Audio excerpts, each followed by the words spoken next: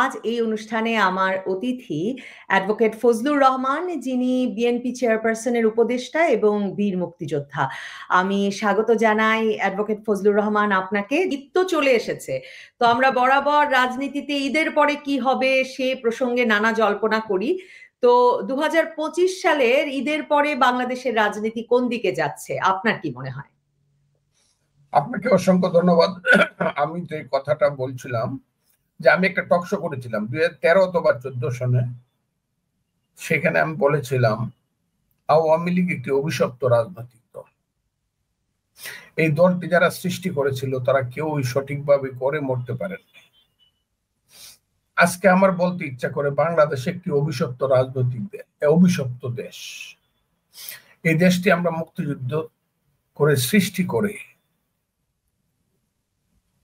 এমন একটা অবস্থা হলো যে আমরা এর মধ্যে শান্তি আর আনতে পারলাম, স্বস্তি আনতে পারলাম। প্রতিদিন প্রতি মুহূর্তে শুধু জঞ্জালের মধ্য দিয়ে আমাদের দিনগুলো কাটছে, অস্থিরতার মধ্য দিয়ে কাটছে।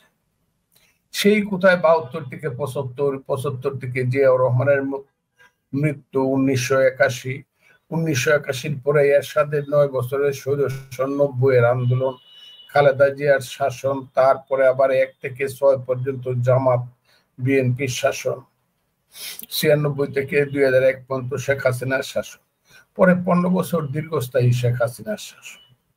কোন সময়ই আমরা অস্থিরতা থেকে মুক্তি পাইনি। আপনি বললেন অস্থিরতা ঈদের পরে কি হবে? ঈদের পরে এটাও গতানুগতিক অস্থিরতার মধ্য দিয়ে চলতে থাকে। কারণ আমি আপনাকে একটা কথা বলি যে আমরা সবাই লোভী, আমরা সবাই ব্যক্তিগত জীবনে স্বার্থপর হয়ে গেছি, আমরা সবাই মিথ্যা কথা বলি। ওই যে একটা কথা বলছে কাজী নজরুল ইসলাম, আমরা সবাই সমান পাপী, আপন পাপের বাটখারা দিয়া অপরের পাপ মাপি। বাঙালি জাতি হিসাবে কেন জানি আমরা এই দিকে চলে যাচ্ছি। আপনার সিলেটে আমার বাড়ির থেকে খুব কাছে দিরাইয়ের একজন বাউল সম্রাট আছেন, তার নাম শাহ আব্দুল করিম। উনি একটা গান লিখেছেন, আগে কি সুন্দর দিন কাটাইতাম। ওইটার এক জায়গাতে লেখা আছে, মানুষ ছিল সরল, ছিল ধর্মবল, এখন সবাই পাগল, বড় লোক হইতাম, আগে কি সুন্দর দিন কাটাইতাম।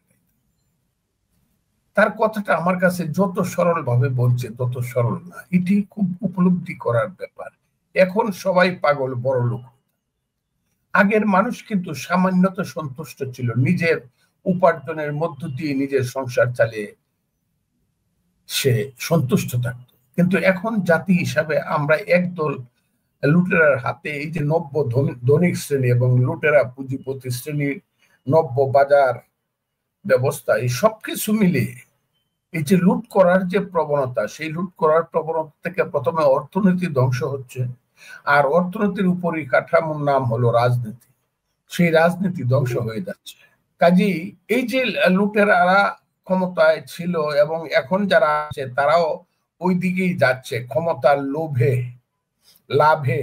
ইউনূস সাহেবের মতো একজন অনেক উঁচু মাপের মানুষও কূটকৌশল করে সকাল বিকাল কথা পাল্টিয়ে ক্ষমতায় থাকতে চায়, যে ক্ষমতাটা তার রাজনৈতিক ভাবে, যে ক্ষমতাটা ইলেক্টেড জনগণের দেওয়া ক্ষমতা না, একটা অনির্বাচিত ক্ষমতাকে উনি দীর্ঘস্থায়ী করে নিজের লাভ এবং লোভ এবং তার আশেপাশের সমস্ত মানুষের লাভ এবং লোভকে চরিতার্থ করতে চায়। শুধু তাই না, বাঙালি এবং বাংলাদেশের চরিত্রটাকে উনি বদলে দিতে চায়। কাজে উনি যতদিন পর্যন্ত ঠিক না হয়েছেন এবং ওনার লোকজন ঠিক না হয়েছে, এই যে অস্থিরতা কতদিন চলবে, ঈদের পরে কত ঈদ আসবে যাবে, কিন্তু বাঙালি জীবনে আর আসবে না। ওই যে আপনি লেবানন দেখেন। কিন্তু ধরুন আমি যদি ছাত্র নেতাদেরই কথা বলি, ধরুন নাহিদ ইসলাম এমনকি 26শে মার্চ স্মৃতিসৌধে দাঁড়িয়েও বলেছেন যে মানে একটা এই যে শুধুমাত্র নির্বাচন হয়ে যাবে এবং ক্ষমতার বদল ঘটবে, তাতে আসলে তো কোনো বড় ধরনের পরিবর্তন আসবে না। তারা তো বলছেন, মানে আপনি তার মানে কোনো ভরসা রাখতে পারছেন না যে রাজনীতির লুটপাটের সংস্কৃতি সংস্কারের দিকে বাংলাদেশ যাবে।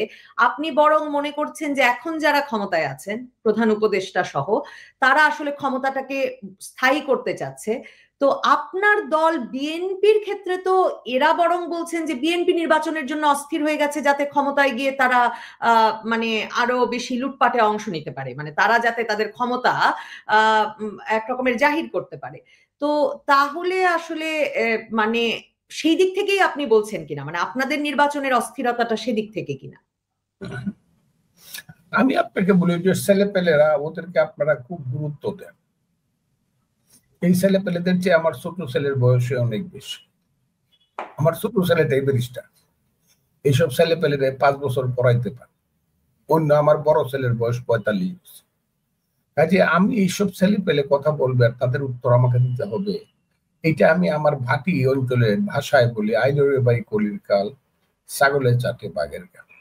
এইসব ছেলেপেলে দেশটাকে কোন দিকে নিবে আমি জানি না। এরা যদি সুস্থির মতি না হয়, এরা যদি সভ্য না হয়, এরা যদি আদব কায়দা না শিখে শুধু বেয়াদবের মতো কথা বলে, তাইলে এই দেশের ভাগ্যে কপালে দুঃখ আছে। আমি মনে করি না যে তার ইলেকশন হবে না, তাইলে কি হবে, কি সংস্কার করবে? তাই ইলেকশন তো করবে একটা রাজনৈতিক সরকার, আর রাজনৈতিক সরকার যদি আসতে হয় সেখান তো ইলেকশনই যে মাস্ট। একটাই ইলেকশনের জন্য দেশে 30 লক্ষ লোক মারা গেল। এই একান যেহেতু 70 সনের নির্বাচনের রায়কে মেনে বঙ্গবন্ধু শেখ মুজিবুর রহমানের হাতে ক্ষমতা হস্তান্তর করেনি, কাজেই মানুষ যুদ্ধ শুরু। নির্বাচনটা তো একটা মস্ত বড় ব্যাপার। হাসিনা যে আজকে পরিবর্তন হয়েছে, সেই পরিবর্তনের মূল কারণ হলো হাসিনা 14 সনে মানুষকে ইলেকশন থেকে বঞ্চিত করছে। 18 সনের দিনের ভোট রাতে করে নিশিরাতের ভোট করছে। 24 সনে আমির আমির ভোট করছে। মানুষের এই যে আকাঙ্ক্ষা, সেই আকাঙ্ক্ষার প্রতিফলনই তো 5ই আগস্টের যখন বলছে এক দফায় এক দাবি, শেখ হাসিনা কবে যাবি। শেখ হাসিনা কবে যাওয়ার অর্থই তো হইলো শেখ হাসিনা যাবে আর একটা জাতীয় সরকার আসবে। জাতীয় সরকার আসতে হইলে তো, বা একটা নির্বাচিত সরকার আসলে তো there must be an election. কাজে ইলেকশনের কথাটা যদি বলা হয় ইলেকশন করলেই বিএনপি লুট করবে, হ্যাঁ বিএনপি যদি ইলেকশন করে কে লুট করে 6 মাস পরে বিএনপির ঘাড়ের উপরে মানুষ পাড়া মেরে ধরবে, আবার নতুন সরকার আসবে ইলেকশনের মাধ্যমে। এইভাবে তো জিনিসটা রিফাইন্ড হবে এবং পলিশ হবে। তা না হলে একটা সমাজ কিভাবে পলিশ হবে? ইলেকশন ছাড়া তারা কি সংস্কার করতে চায়?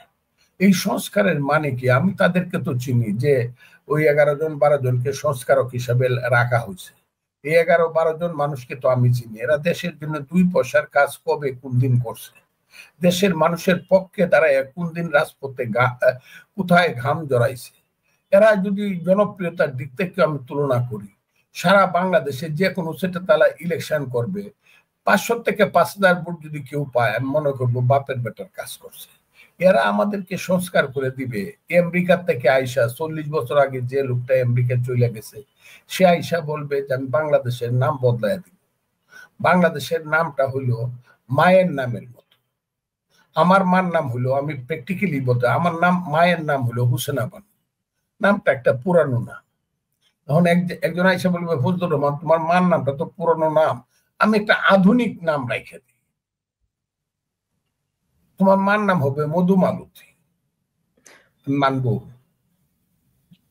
যে লোকটা দেশের নাম পরিবর্তন করতে চায়, হয় সে রাজাকার, যদি রাজাকার না থাকে তাকে সে রাজাকারের বাচ্চা, তার বয়স না থাকে, আর না হয় সে রাজাকারের চেতনায় বিশ্বাসী একজন লোক।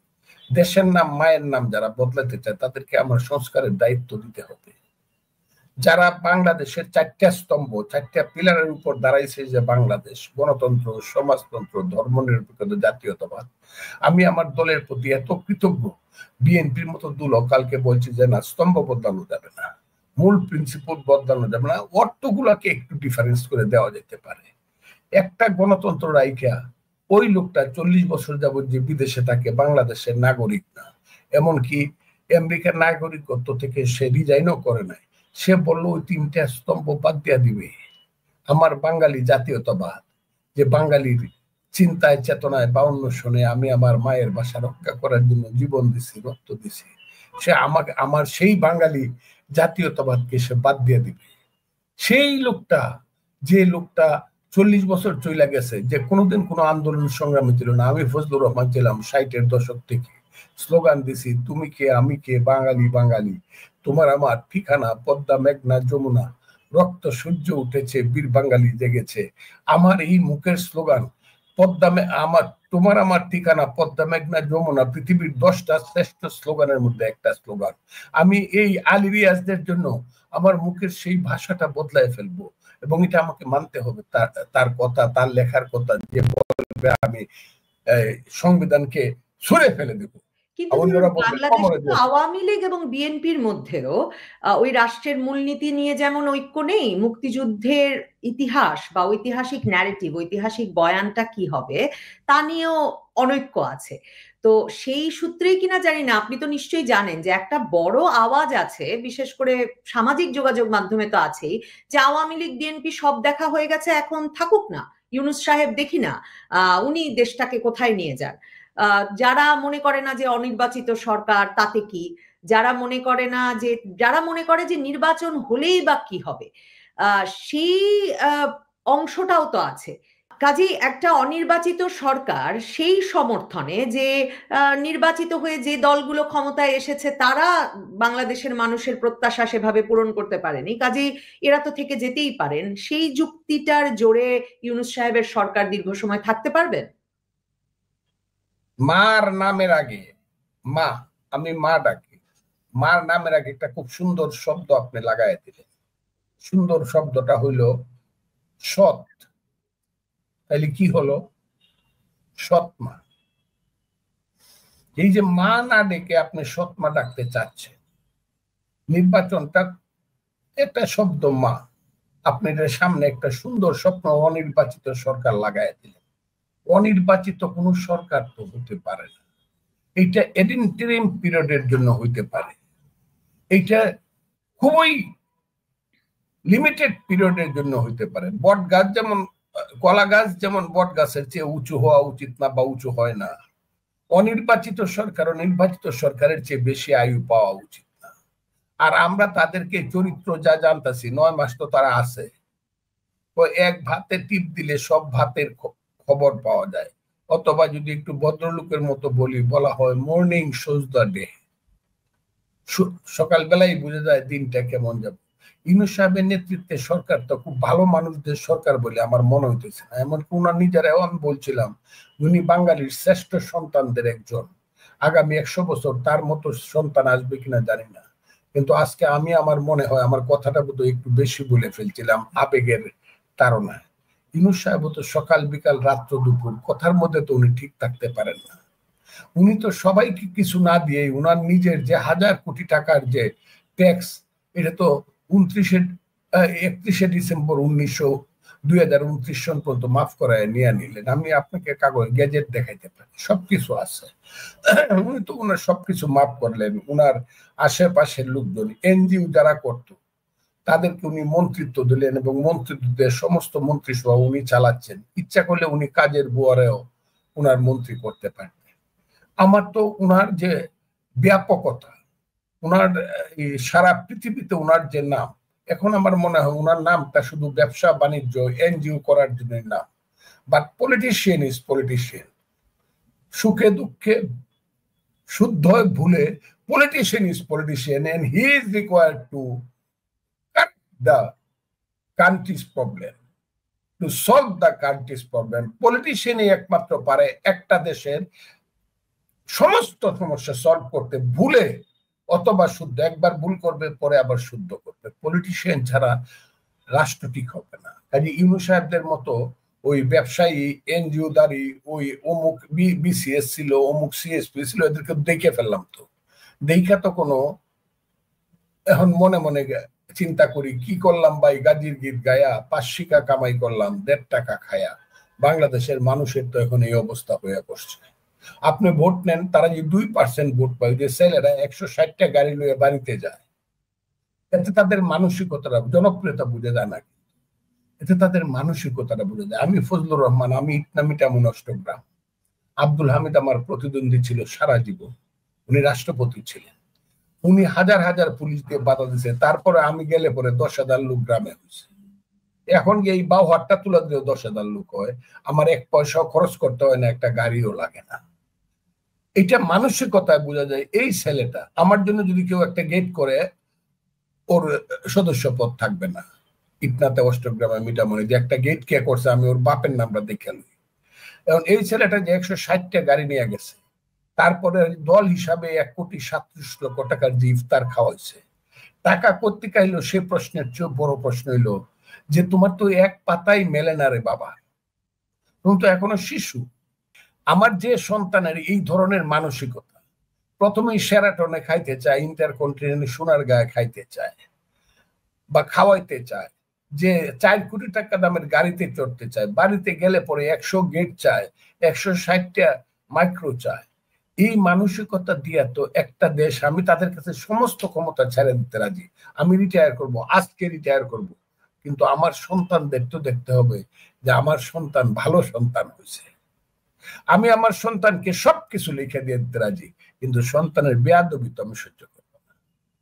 এইটা হচ্ছে বাংলাদেশে। এই সন্তানেরা দেখা, তারা কেন প্রথমেই বললো 47 আর 24 হইলো স্বাধীনতা, 71 কিছু না, এই কথাটা কেন বললো? এইটার উত্তর দিয়ে তো এদের জান বাঁচবে না। আমি তো বললাম তো একটা ইতিহাস আসবে একদিন যেদিন এদেরকে প্রমাণ মুক্তিযুদ্ধ প্রসঙ্গে কথা বলতেই চাই আপনার সঙ্গে বিস্তারিত, কারণ মুক্তিযুদ্ধ খুব প্রাসঙ্গিক হয়ে উঠেছে, সম্ভবত একে অপ্রাসঙ্গিক করার চেষ্টার কারণেই 2024-এর পরে। সেই প্রসঙ্গে আসব, কিন্তু এই যে আপনি বলছেন বিএনপির কথাটা একটু পরে বলবেন, এবং বলে আপনি সার্জিস আলমের কথা বলছিলেন বা এই জাতীয় নাগরিক পার্টির মহাসমারোহের ইফতারের কথা বলছিলেন, মহাব্যয়ে।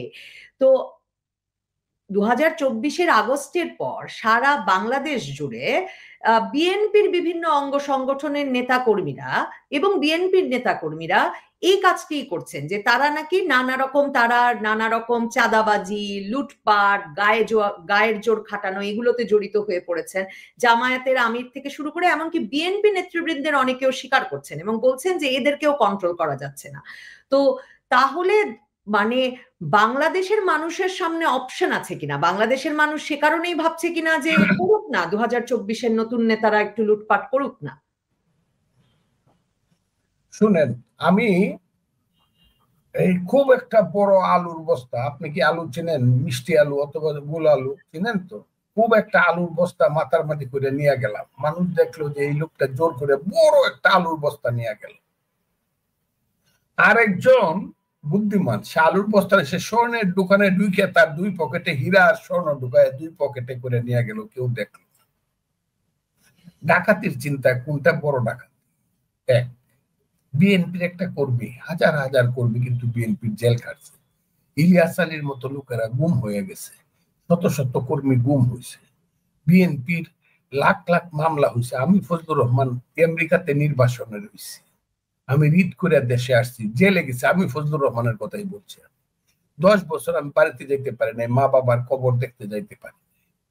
অনেক কর্মী নির্যাতিত হয়েছে, এমনও হয়েছে ডান্ডা বেরিয়ে পায়ে পড়িয়া বাবার জানাজায় আসছে, মায়ের জানাজায় আসছে। সেই ছেলেটা জেলখানা থেকে বাইরে যখন ইদানিং কালে দেখছে স্ত্রীর পেটে ভাত নাই, অসুস্থ স্ত্রীর চিকিৎসা নাই, বাচ্চাটার গায়ে একটা শার্ট নাই, আমারও খাওয়ার কোনো ব্যবস্থা নাই, হইতে পারে এই ছেলেটা কারো কাছ থেকে 10,000 টাকা নিছে, হইতে পারে 5,000 টাকা নিছে, আমি এটা অস্বীকার করবো। এটা তো একটা বিএনপি, তো একটা প্ল্যাটফর্ম, এটা তো একটা মানে খুব সংঘবদ্ধ একটা দল, তা না, নিতে পারে। এরকম করছে বলে দুর্নামটা বেশি হয়েছে। দোকানে গিয়া কইছে 500 টাকা দাও, 200 টাকা দাও, রিক্সাওয়ালার কাছে চাঁদা চাইছে, বাস স্ট্যান্ডে গেছে, এই নাম হয়েছে। কিন্তু আমি গেছিলাম রাজশাহী কিছুদিন আগে, সেই রাজশাহী 25শে ফেব্রুয়ারি আমি গেছিলাম। সেই 25 ফেব্রুয়ারি শুনলাম যে একটা রাজনৈতিক দল সামান্য টাকার একটা প্রতিষ্ঠান দখল করছে। সেই প্রতিষ্ঠানের ভ্যালু হইল মাত্র 12 থেকে 13,000 কোটি টাকা। সারা বিএনপি মিল্লা যে লুটটা করছে, যদি করেও থাকে, এক রাজশাহীতে যে একটা রাজনৈতিক দল যারা স্লোগান দেয় 2 সাপের 1 বিষ, নৌকার দানের শেষ, এক রাজশাহীতেই তারা 12-13,000 কোটি টাকা। ওই দিনও আমার কাছে ময়মনসিংহের কি কি দখল করছে তারা, অকল্পনীয় ব্যাপার। সমস্ত ব্যাংক দখল করে বসে আছে। আপনাকে আমি বলি, সমস্ত সচিবালয় তারা দখল করে বসে আছে। মন্ত্রী কিছু না, উপদেষ্টা কিছু না, তাদের ঠিক করা আছে তোমরা 5 জন পিডব্লিউডি মিনিস্ট্রি দেখবা, কে প্লট নিয়ে দেখবা, তোমরা 5 জন কমিউনিকেশন দেখবা, তোমরা অমুকরা শিক্ষা দেখবা, মাস্টার করে বদলি হইতে করে। এইভাবে একদিনে তারা হয়তোবা দেখা গেল 100 কোটি টাকা তারা চাঁদাবাজি করছে। আর বিএনপির কর্মীরা 100 জনে মিলে দেখা গেল 10 লক্ষ টাকা চাঁদাবাজি করছে।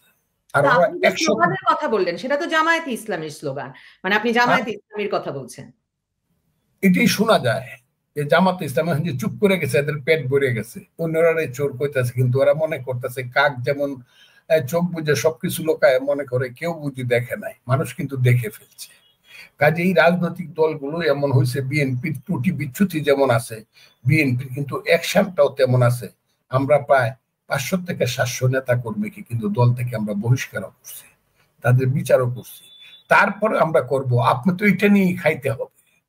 আমার বাড়ি যদি ভাঙ্গাচোরা থাকে, আমার বাবা যদি সেরা পাঞ্জাবি বা শার্ট গায়ে দেয়, তাকেই তো আমার বাবা ডাকতে হবে। সুটকুট পরের লোককে তো পছন্দ করলে আমার হবে না। আমার দলগুলো তো, রাজনৈতিক দলগুলো ওখানে গড়িয়া উঠে নাই।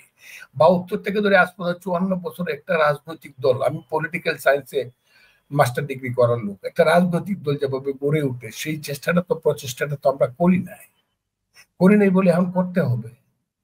আর যারা করছে তাদের তাদের যাদের যাদের সেই আছে, সংগঠিত শক্তি কিছু আছে, তারা তো ফিলোসফিক্যালি তারা তো ডাইভার্টেড লোক, পারভার্টেড লোক। আপনি কি আমার কথাটা বলতে জায়গা পারছেন? থেকেই কি এই কথা নাকি যে আগে সংস্কার পরে নির্বাচন? আর আপনি যে রাজনৈতিক বাস্তবতার কথা বললেন যে আসলে গুরুত্বপূর্ণ সব জায়গায় বসে আছে, আপনি জামায়াতে ইসলামীর কথাই বলেছেন। জামায়াতে ইসলামীর বড় বড় ব্যবসা গুলো থেকে শুরু করে সরকারি বড় পদ থেকে শুরু করে, মানে তারা একরকম গুছিয়ে বসেছে, এই তো আপনি বলছেন। আর জাতীয় নাগরিক পার্টি, ছাত্রদের এই দল তো ধরেন ক্ষমতায় আছে। তাহলে এখন যে বন্দোবস্ত, তাতে তো ডক্টর মোহাম্মদ ইউনূসের এই অন্তর্বর্তীকালীন সরকার লম্বা সময় থাকলে এই বন্দোবস্তের খুব সুবিধা হয়। তাহলে তো আমি দেখি বিএনপি ছাড়া আর কারো নির্বাচনের দরকার নাই।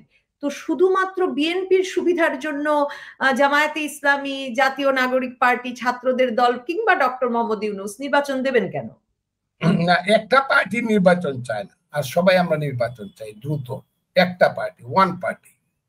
এটা হলো ওই যে সমস্ত গাছের গোড়া, ওই যে রসুনের গোড়া এক, এই সব জামাত থেকে সৃষ্টি। এবি পার্টি, নতুন নাগরিক পার্টি, আরো যদি দুই একটা হয়, হ্যাঁ, এক বৃন্তে বহু ফুল। এখানে এইগুলো জামাতের বৃন্ত থেকে এই ফুলগুলা ফুটছে, এবং তাদের চেতনার স্তরও এক, প্লাস মাইনাস আছে একটু একটু, মানে ওই কি কয়, গ্রেডের ডিফারেন্স আছে, কিন্তু চেতনার স্তর সবারই এক। মুক্তিযুদ্ধকে মানব না, শেখ মুজিবুর রহমান একটা ফ্যাসিস্ট ছিল, বাংলাদেশের 72-এর সংবিধানটা আওয়ামী লীগের ম্যানিফেস্টো আছে, এগুলো সব ছিঁড়ে ফেলা দিতে হবে। এই ব্যাপারে যারা যারা একমত, তারা ইলেকশন চায় না। আর এর বাইরে যা আছে সবাই ইলেকশন চায়। সবাই, আপনি আমাকে একটা নামও বলতে পারবেন না যে ওরা ইলেকশন চায় না। সবাই বলে যে দরকার নাই সংস্কার, অপসংস্কার, কিচ্ছু দরকার নাই, আগে ইলেকশনটা দেও। তুমি কে, হু আর ইউ? ইলেকশন দেও, let the people of the country. তারা 2024-এর আন্দোলনের বিজয়ী পক্ষ, তারা 2024-এর আন্দোলনের নেতৃত্ব দানকারী পক্ষ। সেই জাতীয় নাগরিক পার্টিকেও আপনি যদি জামায়াতে ইসলামী বলেন, এবং জামায়াতে ইসলামীও তো ভীষণ শক্তির সঙ্গে 2024-এর আগস্টের পরে প্রকাশ্য রাজনীতিতেও সংগঠিতভাবে এলো। তো এই দুই দল নির্বাচন চাইছে না, তো ধরেই তো নেওয়া যায় 2024-এর বিজয়ী পক্ষ নির্বাচন চাইছে না। তো তাদের তো সেটা না চাওয়ার অধিকার আছে। এক নম্বর হলো, 24-এর আন্দোলনে জামাত ইসলাম দৃশ্যমান ছিল না, পিছন থেকে হেল্প করছে। পরে আমরা জানতে পারলাম যে ইসলামী ছাত্র শিবির ছিল ভ্যানগার্ড। এটা সার্জিস আলম নামে যে সমন্বয়কদের নেতা বলল ইসলামিক ছাত্র শিবির ভ্যানগার্ড। আমি বলছিলাম তখন, আমি তওবা করে বললাম, এই নামটা যদি আগে আসতো তাহলে অন্তত একজন মানুষ এই মাইনাস হইতো এই আন্দোলন থেকে, তার নাম হলো ফজলুর রহমান। এটা জামাত বিভিন্ন ভাবে প্ল্যান প্রোগ্রাম করে, আমি কনস্পিরেসি বা নাই বা বললাম, তাদের মতো প্ল্যান প্রোগ্রাম করে জাতীয় আন্তর্জাতিক ভাবে ভিতরে এবং বাহিরে ষড়যন্ত্রমূলক যে কাজগুলো করছে, তারই বহিঃপ্রকাশ আমি বলবো সামনে আসছে। এবং ছাত্ররা নেতৃত্ব দিচ্ছে অনেক সুসংগঠিত এবং সুকৌশলে। তারা সামনে গান বাজাইছে, পূর্ব দিগন্তে সূর্য উঠেছে রক্তলাল, পথের ওই যে তীরহারাই ঢেউর সাগর পাড়ি দিব রে, পিছনে গান বাজাইছে এবারের সংগ্রাম আমাদের মুক্তির সংগ্রাম। মনে হয়েছে, আমি তো বিভ্রান্ত হয়েছি, মনে হয়েছে তো মুক্তিযুদ্ধের ছেলে পেলেরা আস্তে আস্তে সামনে আসুক না, চোর চোরটা একটু পিছনে যাক না। কিন্তু পরেই তো দেখলাম যে না, জিনিসটা যেন এরকম না, জিনিসটা যেন ভিন্ন রকম। যখন তারা বলা শুরু করলো 47 আর 24 হলো স্বাধীনতা, 71 হলো বাইয়ে বাইয়ে গন্ডগোল। পরে বললো, কেন বললো? যখন 71কে তারা স্বীকার করে না, তখন বোধ হয় আমার মতো একজন হতভাগা একজন লোক বাংলাদেশে, আমি কিন্তু দলটা করি বিএনপি, কিন্তু মুক্তিযোদ্ধা হিসাবে একটা কথা বললাম, জয় অথবা মৃত্যু, জীবন অথবা মৃত্যু। মুক্তিযুদ্ধের বাইরে কোন কাজ বাংলাদেশে হইলে পরে এখানে প্রয়োজনে আবার রাজনৈতিক যুদ্ধ। যখন বলা হলো শেখ মুজিবুর রহমানকে এই দেশে অপ্রাসঙ্গিক করে দেওয়া হবে, তার ছবিটা বঙ্গভবন থেকে নামানো হইলো, আমি হতবাগা বলছিলাম শেখ মুজিবের এই আঙ্গুলটা টাইনা সুজা করতে অথবা নামাইতে ওই যে রাজাকারের বাচ্চারা চিরদিন পারবে না, ইতিহাসে থাকবে। এই কথাটা আমি বলছি, এখনো কথাটা বলছি। তারা যদি এইসব আলাপ আলোচনা, এই দেশকে আফগানিস্তান, সিরিয়া, লেবানন বানায় ফেলবে, এইসব আলাপ আলোচনা বাদ দিয়ে যদি গণতন্ত্রের পথে চলে, এবং বাপের বেটা যদি হয়, তারাতে গণতন্ত্রের পথে গেলে মানুষের সমর্থন নিয়ে তারা যদি রাষ্ট্র ক্ষমতায় 100 বছর চালায়, সেটা শরিয়া আইন করুক, তালেবান করুক, আমার কোনো আপত্তি নেই। Let them come to the field to take the মানে support of the people, decision of the people, তাদেরকে আসতে বলেন। এখানে না থেকে চক্রান্ত করে ওই ভিতরে থেকে সমস্ত প্রতিষ্ঠানগুলো, ঢাকার মতো বিশ্ববিদ্যালয়ে রাজাকাররা হবে হেড, রাজশাহীর বিশ্ববিদ্যালয়ে, এগুলো আমি চিন্তাও করি না। 21শে ফেব্রুয়ারির মাঠ হবে ইস্তেমার মাঠ, এইগুলা যে দেশে হয় সেই দেশে মৃত্যু 21শে ফেব্রুয়ারি চলে গেল। আমি কিন্তু আমার ভাইয়ের রক্তে রাঙ্গানো 21শে এই গানটা শুনিনি। 16ই ডিসেম্বর চলে গেল, একটা খুব কঠিন গান ছিল, শাহনাজ রহমতুল্লাহ গাইতো গানটা, সবকটা জানালা খুলে দাও না, আমি কিন্তু ওই গানের সুরটা শুনি নাই। এই যে মুক্তিযুদ্ধের স্বাধীনতার দিনগুলো কালকে চলে গেল, 26শে মার্চ, একটি ফুলকে বাঁচাবো বলে যুদ্ধ করি, এটা কিন্তু আমি শুনি নাই। এই বাংলাদেশটা আমি চাই না, এবং এই বাংলাদেশটা যারা করতে চায় তাদের বিরোধিতা করবই। যাই হোক, মুক্তিযুদ্ধ যেহেতু করছি, that was my commitment to the people of the country. আমার মায়ের কাছে আমার শপথ আছে, আমার বাপের কাছে আমার শপথ আছে, আমার দেশের জনগণের কাছে আমার শপথ আছে।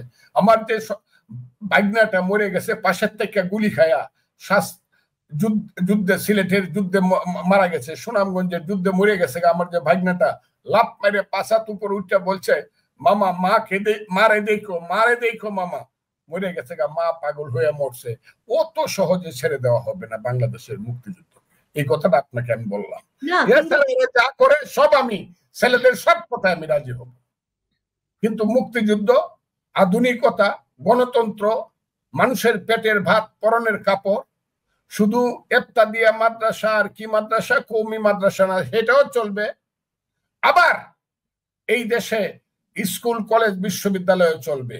ওইখানে যেমন চলবে আলহামদুলিল্লাহ রাব্বিল আলামিন আর রহমানির রহিম, যেমন চলবে ইফতার মাদ্রাসাতে, তেমনি অতে চলবে বাংলা পড়ায় চলবে, পাখি সব করে রব রাতি পোহালো, কাননে কুসুম কলি সকলি ফুটিল, রাখাল গরুর পাল লয়ে যায় মাঠে, কোনটাকে ছাড় দেওয়া হবে না। আপনি যেমন সারা রাত ওয়াজ করবেন, করেন গিয়া, কিন্তু আমিও লালনের গান গাইবো, আমাকে বাধা দিতে পারবেন না। আমিও শাহ আব্দুল করিমের গান গামো, আমিও উকিল মুন্সির গান গামো, আমি ডাকি তাসি তুমি ঘুমাইছো নাকি, আমার গানে বাধা দেওয়া যাবে না। আমিও হাসন রাজার গান গায়ে কইমু, আমি হাসন রাজায় কয় আমি কারো নয় রে, আমিও গান গাইবো হাসন রাজার, আমার গানেও বাধা দেওয়া যাবে, ফজলুর রহমান ফজলু ভাই, আমার নাটকে বাধা দেওয়া যাবে না। নাহিদ ইসলাম 26শে মার্চে স্মৃতিসৌধে গিয়ে তো আপনাকে আশ্বস্ত করবার জন্য, বাংলাদেশের মানুষকে আশ্বস্ত করবার জন্য বলেছেন যে 1971 আর 2024 পরস্পর বিরোধী নয়। তো জাতীয় নাগরিক পার্টির নেতার এই কথায় আপনি আশ্বস্ত হচ্ছেন না কেন? আমি তো বললাম আমার ছোট ছেলেটা ব্যারিস্টার হেওয়া হয়েছে 2 বছরের পর, ওর কথা আমি কি আশ্বস্ত? ও তো বলে যে 24 আর 71 যদি সমান সমান বলে, তাও তো সে অপরাধের কথা বলে, অন্যায়ের কথা বলে। 71 যদি বাঘ হয়, 24 হলো বিড়াল। যদি আমি ধরেও নেই তাদের কথায় 1500 লোক নিহত হয়েছে, ধরে নিলাম, বা শহীদ হয়েছে, আমি তাদের প্রতি সেলুট জানাই। কিন্তু একটা যুদ্ধে শুধু খুলনাতে 8ই ডিসেম্বর 1971 সন, একটা যুদ্ধে 15,000 লোক মারা গেছে, একটা যুদ্ধে। আমি সিলেট সেক্টরে ছিলাম সারা যুদ্ধে, ময়মনসিংহ আর সিলেট সেক্টরে কত হাজার লোক মারা গেছে। আমার একটা গ্রামের নাম ছিল 36, গ্রামটার নাম 36, আমার ইটনা থানায়। একদিনে ওই গ্রামটাতে 526 জন লোককে মারে ফেলছে, লিস্ট আছে আমার কাছে। কাজে কোথায় মুক্তিযুদ্ধ? আগরতলার কোথায় উগারতলা? কি বলেন, কোথায় মুক্তিযুদ্ধ? দুই পক্ষে যুদ্ধ হইতেছে, আগারতে ধুম ধুম ধুম ধুম যুদ্ধ হইতেছে, দিনের পর রাতের পর রাত, কামান চলতেছে, হ্যাঁ, মেশিন গান চলতেছে, এই শালদা নদীর যুদ্ধ চলতেছে, সারা পৃথিবীর যুদ্ধে আতঙ্কিত হচ্ছে। বঙ্গোপসাগরে 7ম নৌবহর আসছে, ইন্দিরা গান্ধীর মতো মহিষী মহিলা বিশ্বযুদ্ধের রিস্ক নিচ্ছে আমার দেশের জন্য। কার সাথে কি মিলায়? এগুলো মিলাইলে আমাদের মানতে হবে। কেন মানবো?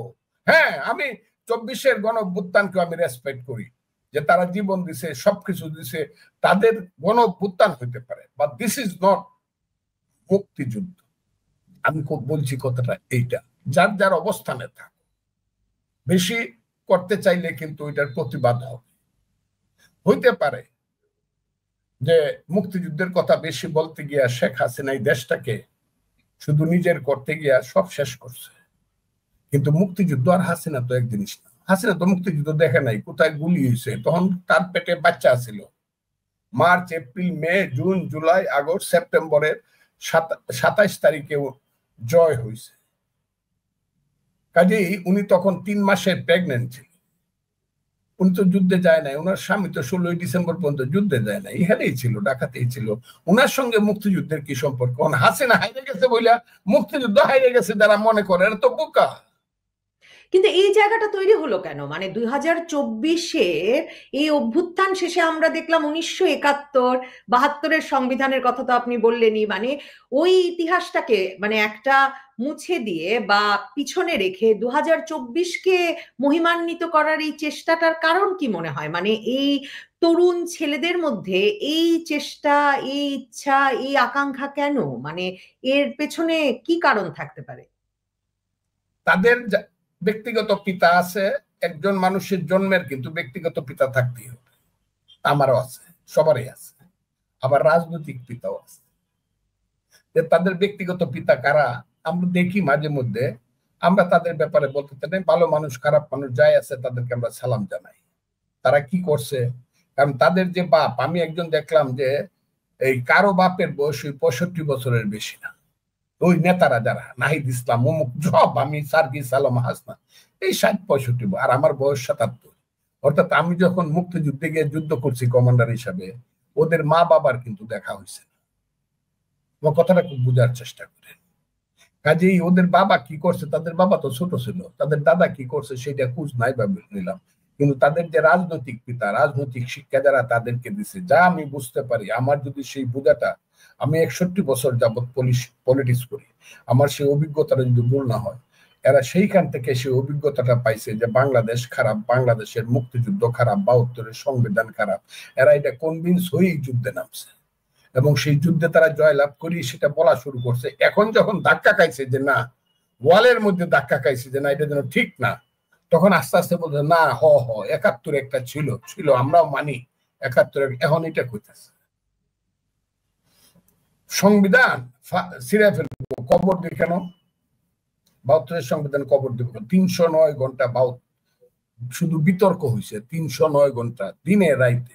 আমি তো চ্যালেঞ্জ করছি, ওখানে 100 জন লয়ার ছিল, আমি দেখাইতে পারবো, গণ পরিষদে 100 জন লয়ার ছিল, ওদের মরি হইতে পারবো না, মোহরি যে লোকটা ডক্টর কি রাজা বদলাইতেছে, তার নাম আলী রিয়াজ, সংবিধানটা বদলায় ফেলাই দিতে চায়, ওরে বলি ডক্টর কামাল হোসেনের জুনিয়র হইয়া দেখো ডক্টর কামাল হোসেনের ডিক্টেশন নিতে পারো কিনা। আমি চ্যালেঞ্জ করলাম, আলী রিয়াজ ডক্টর কামাল হোসেনের ডিক্টেশন নিতে পারবেন।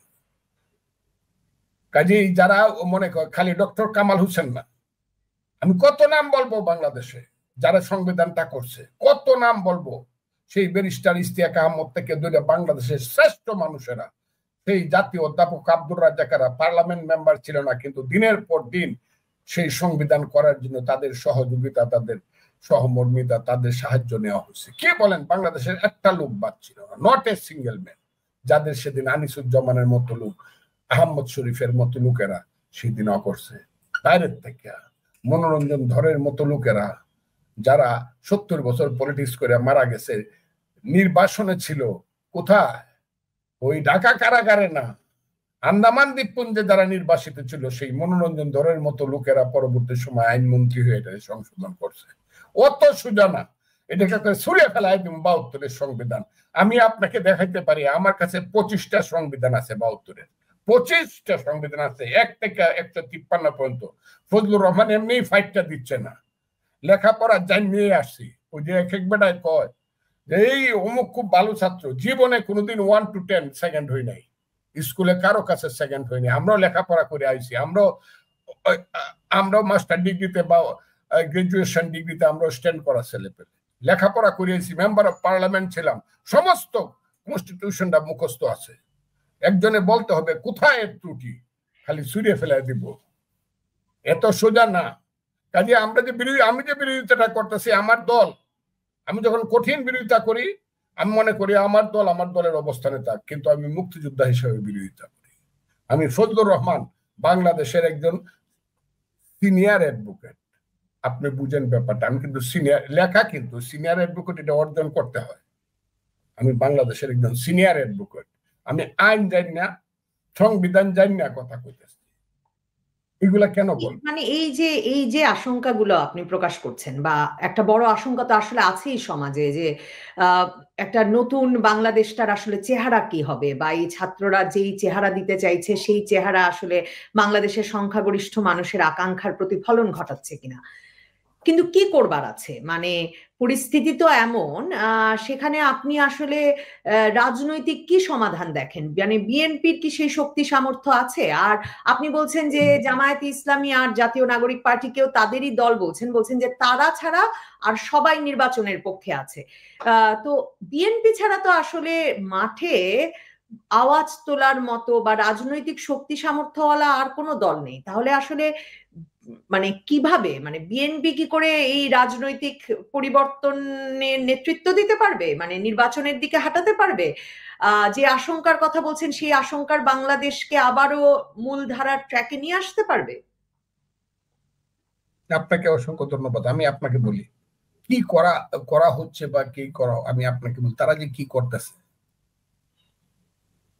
একদিন দেখা গেল আমাকে তাদের পছন্দ হয় না, মিছিল করে আসলো, কারো কথা মানো না, পুলিশ দৌড়ায় চলে গেল, আমাকে পাইলে কুপায় মেরে ফেললো, আমার বাড়িটা পুরাইয়া দিল, আমার বউরে অসম্মান করে চলে গেল। এটাকে বলা হচ্ছে mob justice, mob movement, mob বাংলাদেশে চলছে।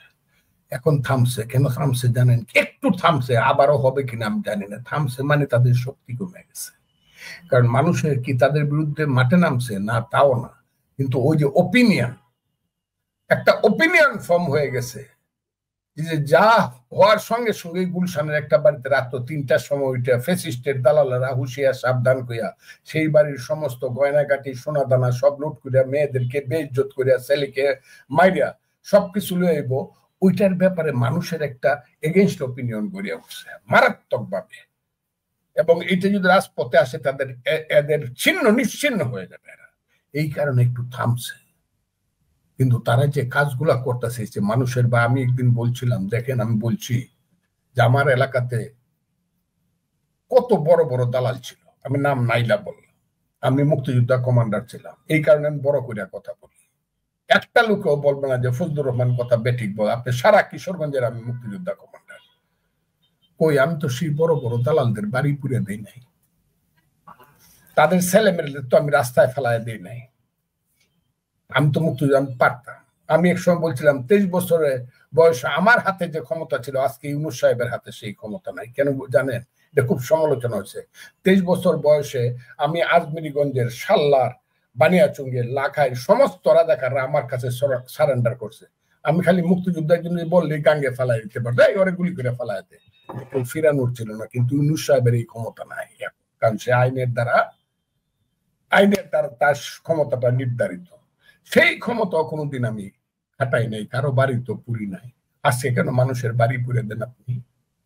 আজকে কেন জাতীয় নেতাদের ছবি ভাঙ্গিয়া আপনি প্রস্রাব করেন? আজকে কেন আপনি 7 জন বীর শ্রেষ্ঠ, আমার কিশোরগঞ্জে 7 জন বীর শ্রেষ্ঠ ছবি নামাইয়া জুতা দিয়া পাড়ায় সেই বীর শ্রেষ্ঠ ছবিগুলো ভাঙ্গেন, এগুলা কইলে আমার মহাপাপ হবে? না হয় শেখ মুজিবুর রহমান খুব খারাপ মানুষ, কারণ শেখ মুজিবুর রহমান 66 সনে খুব বাজে কাজ করছে, 6 দফা দিয়া কইছে পাঞ্জাবিরা আমাদের সব লুট করতেছে। শেখ মুজিবুর রহমান মানুষের মুখে ভাষা দিয়েছে তুমি কে আমি কে, বাঙালি বাঙালি, না হলে আমাদের তো দুলাবাই হইতো পাকিস্তানি সুন্দর সুন্দর লোকগুলা। খুব খারাপ কাজ করছে শেখ মুজিবুর, বুঝলাম তার বাড়িঘর পুড়িয়ে ফেল, কিন্তু 7 জন বীর শ্রেষ্ঠর ভাস্কর্য ভাঙ্গিয়া পাড়ায়া পুড়লো কেন? এরা তো সবাই আর্মি ছিল, এরা তো আমাদের মুক্তিযুদ্ধের গৌরব। এই কথা কইলে আপনি আমাকে মহাপাপী বলবেন? এটার কি বিচার করছে ইউনূস সাহেব, নাকি মনে মনে হাসছে? এটা বলেন, ক্রুর হাসি। হ্যাঁ, আপনি বারবার ইউনূস সাহেবের কথা বলছেন, মানে ইউনূস সাহেবের স্বার্থটা কি? ইউনূস সাহেব তো বলছেন যে তাকে ছাত্ররা এনে অন্তর্বর্তীকালীন সরকারে বসিয়েছে, আর তিনি বলেছেন কিছু সংস্কারের মাধ্যমে নির্বাচনের দিকে যেতে পারার স্বাধীনতা পেলেই তিনি এই দায়িত্ব নেবেন, সেই শর্তে তিনি এসেছেন। তো মানে এই মুক্তিযুদ্ধের বিপক্ষে দাঁড়ানোতে আপনি জামায়াতে ইসলামীর কথা বলছেন, তাদের রাজনৈতিক আদর্শের কথা তো আমরা জানি। আপনি যদি জাতীয় নাগরিক পার্টিকে জামায়াতে ইসলামীরই বি টিম বলেন, তাহলে সেটারও না হয় একটা রাজনৈতিক আদর্শ পরিষ্কার হয়, কিন্তু ডক্টর মোহাম্মদ ইউনূস কেন এর মধ্যে? আপনি ঠিক আছে, আমি বলছি, ডক্টর মোহাম্মদ ইউনূসের বয়স কত আপনি জানেন তো? 84 বছর বলে, আমি বলি 85। আমার বয়স কিন্তু 77, খুব বড় না। আমার যখন মুক্তিযুদ্ধে 23 বছর বয়স ছিল, ঢাকা ইউনিভার্সিটিতে ফাইনাল ইয়ারে পড়ি, যুদ্ধে গেছি। ইউনূস সাহেব আমেরিকায় ছিল, উনি কিন্তু যুদ্ধ করতে পারে নাই, যায়ও নাই। কাজে আমি এইটা আমার একটা গুণ বেশি, আমি মুক্তিযোদ্ধার কমান্ডার ছিলাম। উনি নোবেল পুরস্কার পাইছে, আমিও 10 বছর বাঁচা থাকলে আল্লাহ যদি আমাকে যোগ্যতা দেয়, অনেক পলিটিক্যাল লোকজন সারা পৃথিবীতে নোবেল পাইছে, আমি যদি জ্ঞানে গুণে শিক্ষায় দীক্ষায় ত্যাগে তিতিক্ষায় জাতির সেবা করতে পারি, নোবেল কমিটি আমাকে পুরস্কার দিতে পারে, একটা আশা আছে। কিন্তু ইউনূস সাহেব আর কোনোদিন মুক্তিযোদ্ধা কমান্ডার হইতে পারবে না, কারণ মুক্তিযুদ্ধ আর আসবে না। আমি কেন বলছি, ইউনূস সাহেবের কতগুলো কাজ আমার মনে হয়েছে যে এই কাজগুলোর পিছনে তার সমর্থন আছে। সেই সমর্থন গুলা কি? এই যে মব সৃষ্টি করে মানুষের বাড়িঘর পুরায় দেওয়া, স্ট্যাচু ভাঙিয়ে দেওয়া, শুধু তা না, এই ছেলেরা অনেকগুলো কাজ করছে। যে উনি যে বলতেছে ছেলেরা আমাকে মন্ত্রী বানাইছে, প্রধান উপদেষ্টা বানাইছে, ছাত্ররা তরুণরা, উনি ইচ্ছা করলে তাদেরকে থামাইতে পারতেন। উনি থামানোর বদলে বরং বললেন তোমরা একটা রাজনৈতিক দল করো। বিদেশে গিয়েও বললেন যে আমি বলছি ছেলেরা রাজনৈতিক দল করতে। দেশে ফিরে যখন ছেলেদেরকে উৎসাহিত করলেন রাজনৈতিক দল করার জন্য, ছেলেরা বলছে স্যার আমরা কি পারবো, বলো তোমাদেরকে সবাই চিনে, তোমরা করো। তাহলে এই ছেলেদের কর্মকাণ্ডের সঙ্গে ইউনূস সাহেবের কর্মকাণ্ড যুক্ত না? যার প্রাইভেট সেক্রেটারি না, তার নাম কি পিয়ারু নাকি, তাকে প্রেস সেক্রেটারি, ওই প্রথম দিনই নাহিদকে নেতা হওয়ার আগে, দল করার আগেই বলছে আপনি হবেন বাংলাদেশের প্রধানমন্ত্রী, হ্যান্ডশেক করে। যে ইউনূস সাহেবের মাথার উপর দিয়ে কথা বলে, আমি ইউনূস সাহেবকে বলি বৈরাম খা, আর ও হইল সম্রাট আকবর। কাজে আমি ইউনূস সাহেবকে আপনি যদি না পারেন তে রিজাইন করেন, হোয়াই ডোন্ট ইউ রিজাইন, বরং আপনি ক্ষমতাকে পাকাপুক্ত করার জন্য আজ দ্বিতীয়া কাল তৃতীয়া পরশু মঙ্গলবার কইয়া আপনি ক্ষমতাকে প্রথম বলেন ডিসেম্বরে দিয়ে দেন। পরে যখন ডেটটা কম হয়ে গেছে, তখন আবার ওনার একজন ওই যে ফুলপুরি আছে সিলেটে বাড়ি, হবিগঞ্জ আমার বাড়ি থেকে 12 মাইল দূরে, তার নাম হইল রিজওয়ানা হাসান। উনি আবার একটু মিষ্টি সুরে হাইসা হাইসা সিলেটি ভাষায় না বইলা ওই শান্তিপুরি ভাষায় বলে, না না ইলেকশন হবে স্যার বলছে ডিসেম্বরে হতে পারে, তবে এটা জুনেও যাইতে পারে। ওই কিন্তু শিফট করলো। আমি কিন্তু বুঝে ফেললাম যে ফুলপুরি যে কথাটা কইছে এইটি পরে কয়েকদিন পরে ইউনূস সাহেব বলছে কিনা আপনি বলেন। এই পরশু দিনের যে উনি বক্তৃতা কি বলছে, ওই যে রেজওয়ানা হাসান যে কথাটা বলছে, একই কথাটা কিন্তু ইউনূস সাহেব বললেন। অর্থাৎ উনি নিজে চলে না, উনাকে চালানো হয়, আর উনার মধ্যে একটা ক্রোধ কাজ করে, যে ক্রোধটা শেখ হাসিনা ওনার মধ্যে সৃষ্টি করছিল। চৈত্র মাসের দুপুরের রোদ্রে 7 তলা পর্যন্ত হাঁটাইয়া তুলছিল, মাথার উপরে ফ্যান দেয় নাই। এটার জন্য আমি কিন্তু ইউনূস সাহেবের পক্ষে সবচেয়ে বড় বক্তৃতা বাংলাদেশে বারবার করছি, কিন্তু উনি ভুলে গেছে যে প্রতিশোধের উপরে প্রতিশোধ নেওয়াই একটা সমস্যার সমাধান না, মাফ করে দেওয়া এবং আরো বড়ভাবে জিনিসটাকে নিয়ে আসা, সেটাই হলো মহামানবের মূল দায়িত্ব। কিন্তু উনি এটা করছেন না। উনি কোনো সমস্যা উপদেশটাকে বিশেষভাবে লক্ষ্য করে কি বলবো আক্রমণ করেই বললেন, বা তাকে ইঙ্গিত করে তো না, তার নাম উচ্চারণ করেই বললেন সৈয়দা রিজওয়ানা হাসানের কথা। কিন্তু ধরুন সৈয়দা রিজওয়ানা হাসান সহ ডক্টর আসিফ নজরুলের কথা যদি বলি, ডক্টর আসিফ নজরুলকে তো আমরা বরাবর টক শোতে দেখে, তার কলামে দেখে, এবং তার ঢাকা বিশ্ববিদ্যালয়ের সাদা দলের রাজনীতির ইতিহাসও যদি দেখি, আমরা তো ভেবে এসেছি যে তিনি বিএনপি পন্থী রাজনীতিতে বিশ্বাসী একজন লোক।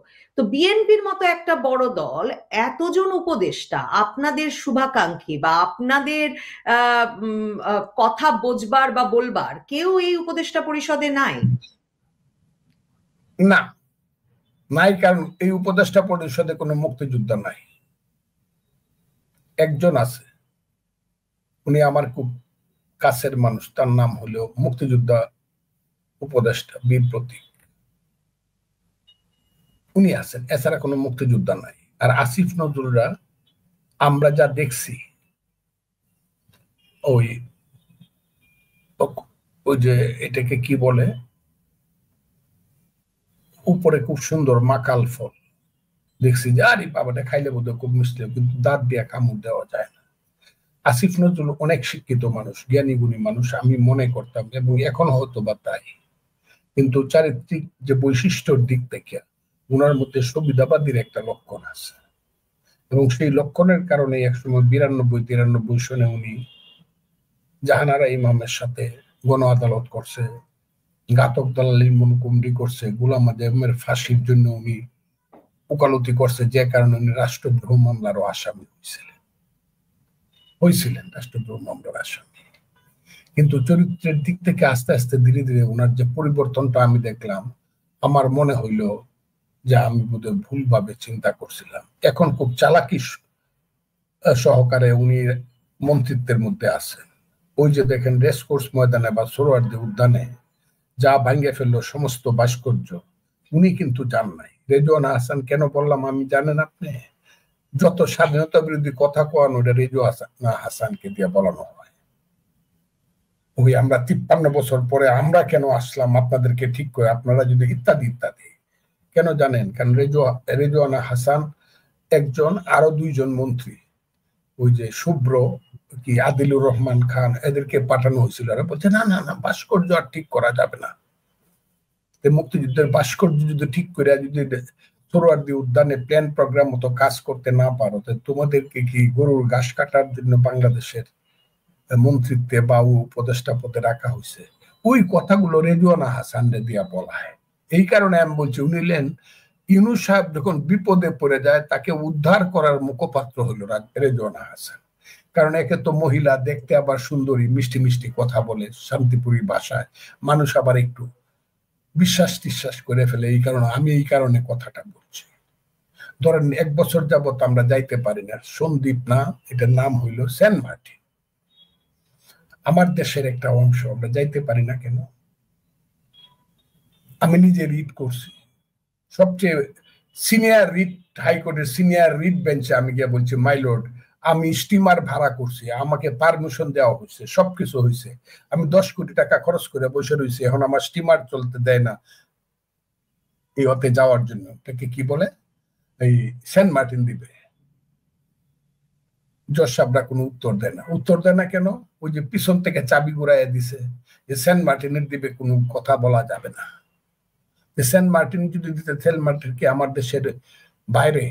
আপনি কেরালাতে যাবেন, কেরালার যে ঘাটটা দিয়া ভাস্কো দা গামা এসে উঠছিল ভারতবর্ষে, এটা দেখবেন ঠিক আমার কাছে সন্দ্বীপের মতোই মনে হয়, সেন্ট মার্টিনের মনে হয় কি ভাস্কো দা গামারা আমার দেশে আসবে স্টিমার লাগাইয়া, দিয়াগো গার্সিয়ার মতো তারা আমাদের দেশে কামান ফিট করিয়া বলবে, এই বাঙ্গাল গা বাচ্চা, আচ্ছা সে চলো, এটা বলবে না, এটা তো ইংরেজিতে বলবে, ইউ বাঙ্গাল, হ্যাঁ, be straight or you will be fire, you will B.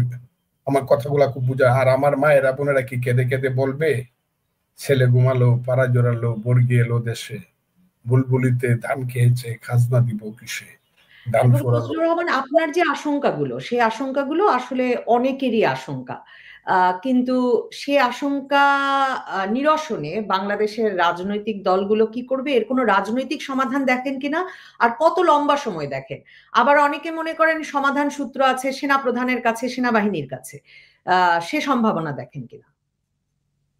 আমি সেনাবাহিনী হলো আমাদের সার্বভৌমত্বের প্রতীক, তাকে আমি রাজনীতিতে টানতেই চাই না। কিন্তু রাজনীতির শক্তি হিসাবে রাজনীতিকে গার্ড করার জন্য, তার দেশকে গার্ড করার জন্য সেনাবাহিনী প্রয়োজন।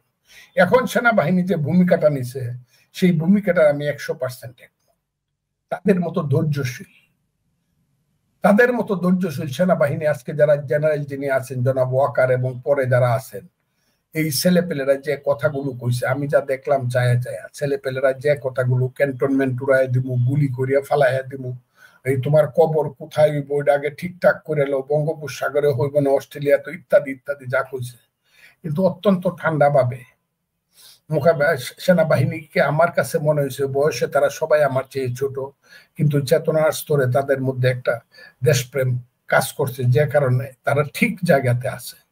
কিন্তু আমরা রাজনীতিবিদরা একসাথে হতে পারছি না এই কারণে, রাজনীতিবিদরা একসাথে হলে তো একটা এজেন্ডা লাগবে। What is the agenda?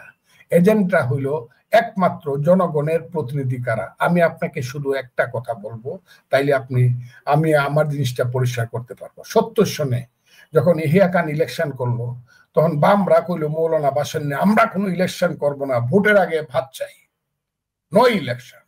Sheikh Mujibur Rahman কইলো না, আমি ইলেকশন চাই, কারণ বাংলায় কে মূল নেতা, আমরা সবাই বলতেছি আমরা সব দলের নেতা, কে আসল নেতা, জনগণের নেতা, এটা ভোট না হলে ঠিক হবে না।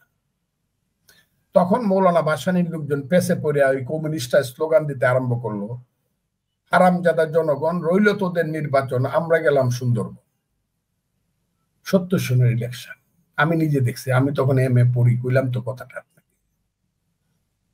যারা হারামজাদা জনগণ, রইল তোদের নির্বাচন, আমরা গেলাম বৃন্দাবন কয়, এদের দ্বারা তো আপনি এদের সাথে ঐক্য তো হবে না। ঐক্য হবে, আসেন আমরা সবাই মিলে একসাথে একটা ফেয়ার ভোটও, বিএনপি মেজরিটি হবে, যদি হয়, আল্লাহ যদি দেয় বিএনপি কে মেজরিটি, স্রষ্টা যদি তাকে মেজরিটি, পাবলিক যদি তাকে মেজরিটি দেয়, অন্য সবাইকে নিয়ে বৈশা দেশটা ঠিক করবে। আপনি তো সংস্কার করলেও যে দলটা আগামীতে পার্লামেন্টে যাবে, তা তো এটা এন্ডোর্স করতে হবে with a vote in parliament. কাজে আপনি পলিটিক্যাল পার্টি ছাড়া তো পারবেন না, একমাত্র নির্বাচন হইল এটার পথ, যে পথে গিয়ে আপনি এটা সমাধান আপাতত করতে পারেন, ট্রেনটাকে অন্তত লাইনে তুলতে পারেন। তা না হলে সবাই বলে, ওই যে ছেলেটা ক্যান্টনমেন্ট উড়াই দিত স্যার, ওর দলে কত লোক আছে। কিন্তু জনগণ আর আওয়ামী লীগ বিএনপির এই দ্বিদলীয় রাজনীতি চায় না। এই ধোঁয়া তো বাংলাদেশে একটা দীর্ঘ সময় ধরে সুশীল সমাজের অনেক ব্যক্তিরা বলেছেন। তারপর আমরা 2007 সালে একটা -2 ফর্মুলার প্রয়োগ ঘটাতে দেখেছি, এবং এখন তো আওয়ামী লীগ নিষিদ্ধের তো জোরদার দাবি আছেই। আর বিএনপির দাবি অনুযায়ী কেউ নির্বাচনে যেতে চায় না। তো এই পুরো প্রক্রিয়াটা সমাধা করে ফেললে অসুবিধাটা কি আসলে? কারণ ওই যে মানে বিজয়ী পক্ষ তো এর পক্ষে আছে।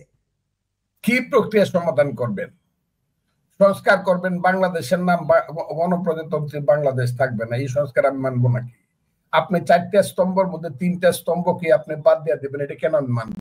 আমাকে বিএনপি তো আজকে বলছে যে স্তম্ভ সবগুলো থাকবে, আজকে বলছে, কথাটা খুব বুঝে, কেন আমি মানবো? কে আপনি বদলাই দিবার কে?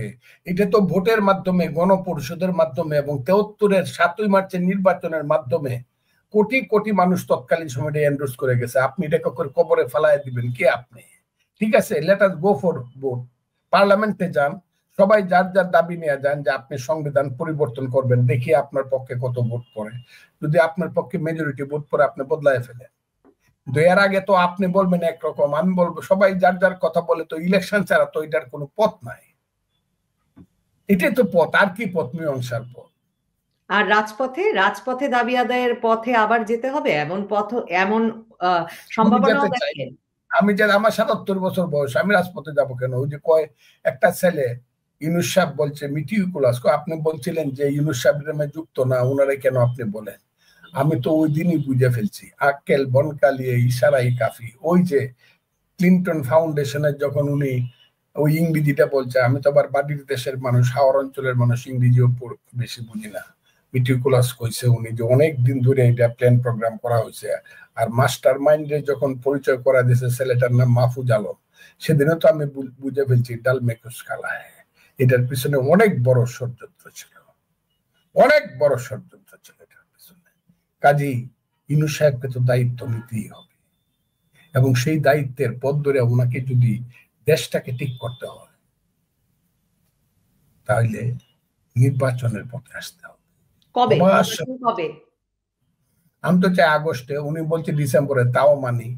আবার উনি যদি বেহুলার, আপনি তো দেখেন নাই, আপনি ছোট ছিলেন কিনা জানি না, বেহুলা একটা সিনেমা হয়েছিল, রাজ্জাকার ওই ববিতার বড় বোন সুচন্দ্রা, ওটাতে একটা গান ছিল, আজ দ্বিতীয়া কাল তৃতীয়া পরশু মঙ্গলবার। ওইগুলা যদি করে তাহলে দেশের সমস্যার সমাধান হবে না। যে খালি ক্ষমতায় থাকার জন্য, ক্ষমতার ময়ূর সিংহাসনটাকে যদি অত মিষ্টি মিষ্টি লাগে তাহলে দেশের সমস্যার সমাধান হবে না। দেশের সমস্যার সমাধান করতে হলে সবাই মিলে বসতে হবে, এবং দেশের লিডার কারা সেটা, কোন দল বা কারা নেতা, এটা সিদ্ধান্ত আগে করতে হবে। আমার সমর্থন হইলো 90%, আর আপনারা সবাই মিলে 10% লইয়া 10 ভাবে কথা বলবেন, আর আমি একা কথা বলবো, আর আপনি বলবেন, আমরা 9 জন তো এক পক্ষে। হাতি, একটা হাতি আর 1000 পিঁপড়া, বড় কোনটা? তখন আপনার পিঁপড়া বলবে যে এই বেটা, আমি তো তোমার চেয়ে বড়, আমরা তো 1000, হ্যাঁ গনায় তো বড়। জিনিসটা তো এরকম। 70 সনে বহু দল ইলেকশন করছে, 39টা দল ইলেকশন করছে 70 সনে, কিন্তু একা শেখ মুজিবুর রহমানের দল আওয়ামী লীগ বাংলাদেশে 162টা পার্লামেন্ট সিটের মধ্যে 160টা পাইছে। শুধু নান্দাইলের নুরুল আমিন আর পার্বত্য চট্টগ্রামের তিদিব্রা ছাড়া সব সিট আওয়ামী লীগ শেখ মুজিবুর রহমান পাইছে। কাজে খালি দল দেখলে আপনার হবে, আপনার জনসমর্থনটা দেখতে হবে না, সমর্থন কার দিকে, এটা তো বের করে নিয়ে আসতে হবে। বাংলাদেশের একটা বড় মানুষ, মানে বড় অংশের মানুষ সম্ভবত সেই অপেক্ষায় আছে যে নির্বাচনের মাধ্যমে একটা স্থিতিশীলতা, একটা সমাধানের দিকে বাংলাদেশের রাজনৈতিক পরিস্থিতিটা এগিয়ে যাবে। অসংখ্য ধন্যবাদ অ্যাডভোকেট ফজলুর রহমান, আপনাকে সময় দেওয়ার জন্য। যত কথা আমি আপনাকে দিদি অসংখ্য ধন্যবাদ জানালাম, আপনার প্রতি আমার কৃতজ্ঞতা রইল। আপনি ভালো থাকবেন।